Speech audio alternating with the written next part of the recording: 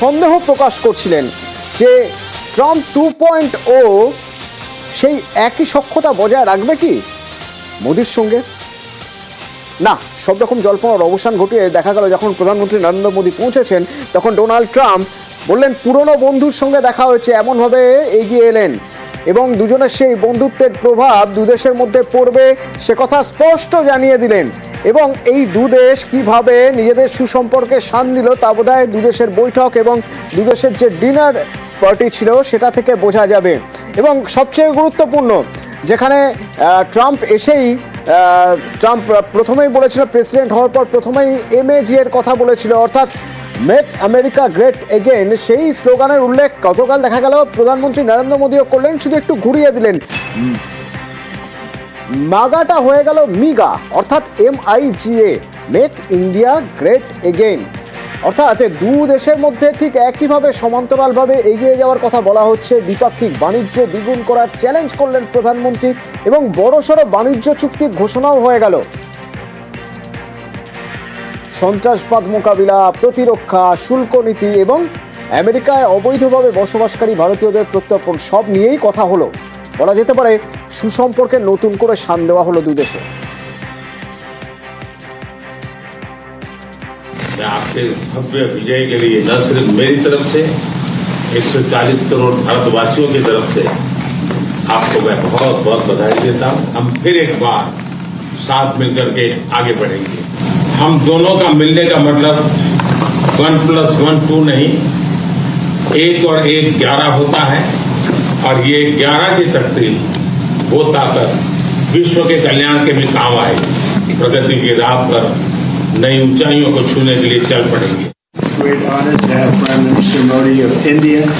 He is a great friend of mine for a long time. We've had a wonderful relationship, and we kept the relationship during the 4-year period. We just started up again, and we have, I think, some very big things to talk about. Number one is they're going to be purchasing a lot of our oil and gas. We have more oil and gas than any other country in the world by far, and they need it, and we have it. And we're going to talk about trade. We're going to talk about many things, but it's really an honor to see you, and you've been my friend for a long time, and congratulations on having done a great job. Thank you.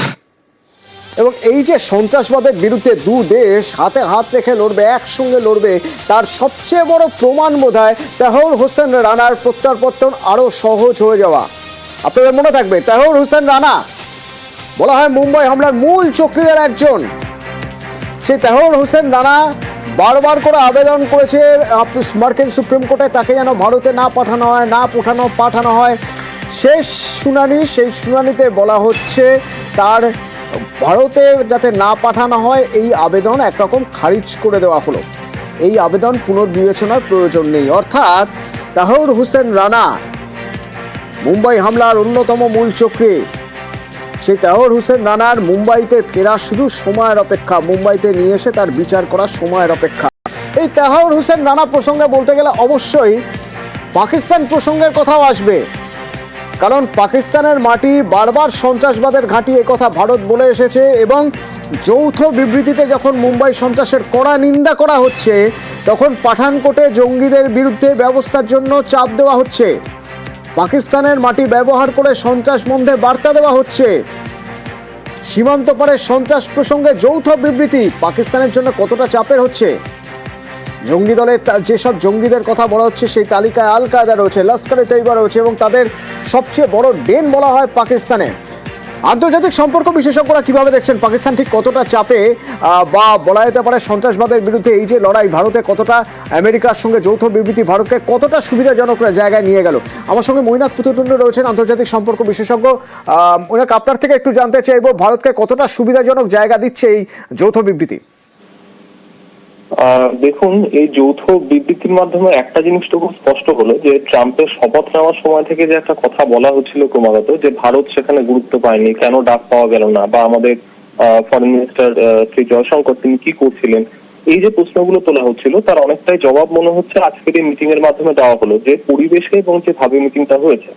আর পাকিস্তানের যদি কথা ওঠে তাহলে দুটো point এখানে বলতে হবে। প্রথমত ওই যে প্রত্যর্পণের বিষয়টি, যেটাকে ট্রাম্প সরাসরি বললেন যে one of the most evil people on earth, তাকে আমরা ফেরানোর ব্যবস্থা করছি ভারতে ইমিডিয়েটলি।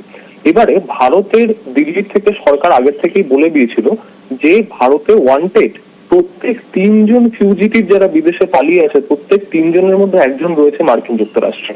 তাহলে আজকের এই প্রত্যর্পণের মাধ্যমে তাদেরকে ফেরানোর রাস্তাটাও কিন্তু সহজ হলো। ভারত মূলত 10 জন এরকম ব্যক্তি রয়েছে মার্কিন যুক্তরাষ্ট্রে যাদেরকে ফেরত চাইছে, যেরকম এই রানার পরের একজন ব্যক্তি যাকে ভারত খুব চায় তিনি হচ্ছেন গোলদীপ রায়, এবং আরো এরকম অনেক সন্ত্রাসবাদীরা সেখানে কিন্তু বসবাস করছে। এবার এই সমস্ত সন্ত্রাসবাদী যারা আমেরিকার মাটিতে বা কিছু কানাডাতেও বসবাস করছিল বা এখনো করছে, এরা সকলেই পাকিস্তানের যে আইএসআই, পাকিস্তানের সরকার তাদের দ্বারা এরা সাপোর্টেড, বা আরো কিছু নেটওয়ার্ক সেখানে যেগুলো রয়েছে সেই নেটওয়ার্ক আউটসাইড অফ আইএসআই তাদের দ্বারা সেগুলো সাপোর্টেড। এটা একটা অ্যাঙ্গেল।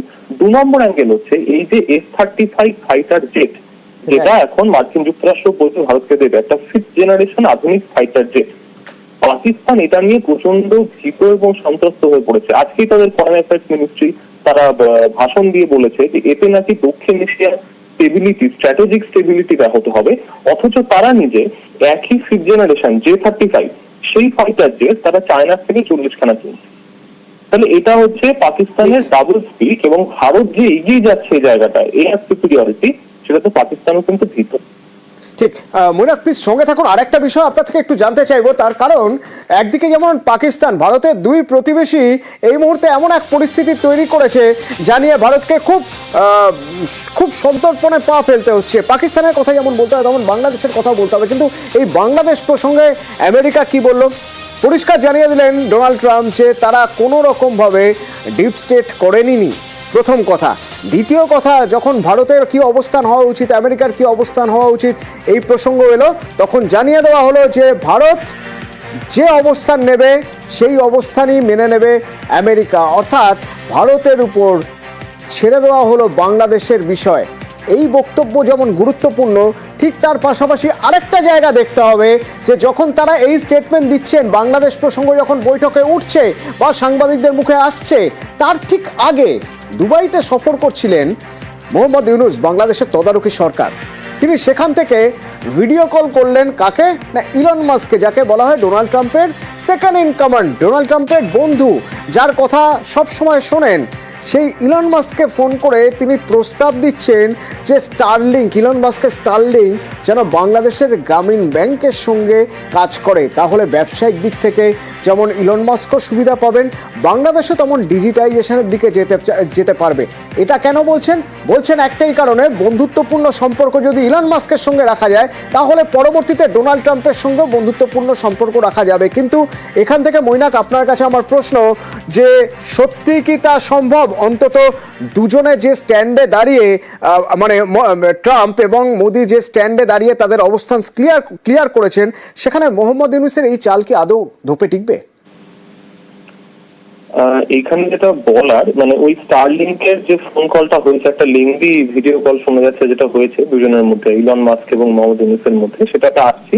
তার আগে যেটা বলি সেটা হচ্ছে এই যে ডোনাল্ড ট্রাম্প আমেরিকার প্রেসিডেন্ট হিসেবে কথাটা বললেন যে ভারতের হাতেই ছেড়ে দেওয়া হলো যে সেখানে কি করা হবে বাংলাদেশে, এই যে স্টান্সটা, এইটা আমেরিকার কিন্তু অ্যাকচুয়ালি 60-এর দশক থেকে একটা পুরনো স্টান্স প্রথমে ছিল। মানে নেহেরু যখন প্রধানমন্ত্রী ছিলেন, এমনকি সেই সময়টা আমেরিকায় প্রস্তাব দিয়েছিল যে গোটা দক্ষিণ এশিয়া, ইনক্লুডিং ইভেন তখন ইরান, আফগানিস্তান, এই এলাকাটা জুড়ে কার্যত ভারতের হাতেই নিরাপত্তা বজায় রাখার দায়িত্বটা দেওয়া হোক। সেই সময় নেহেরু সেটা রিফিউজ করেছিলেন, তার বিভিন্ন কারণ ছিল।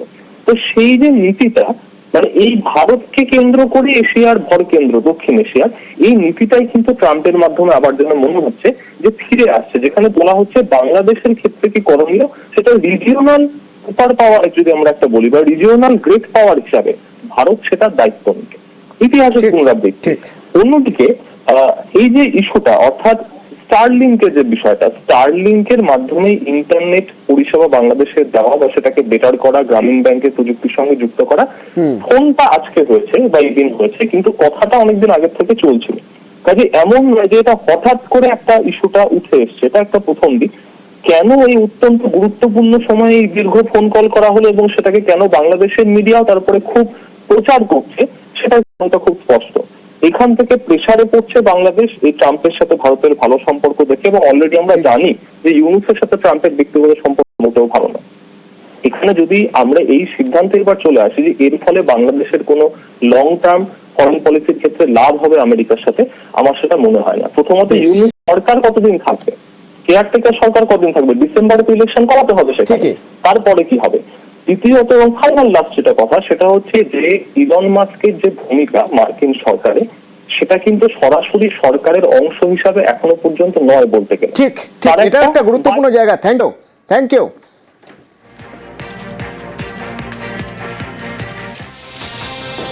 এমন কিছু ছবি উঠে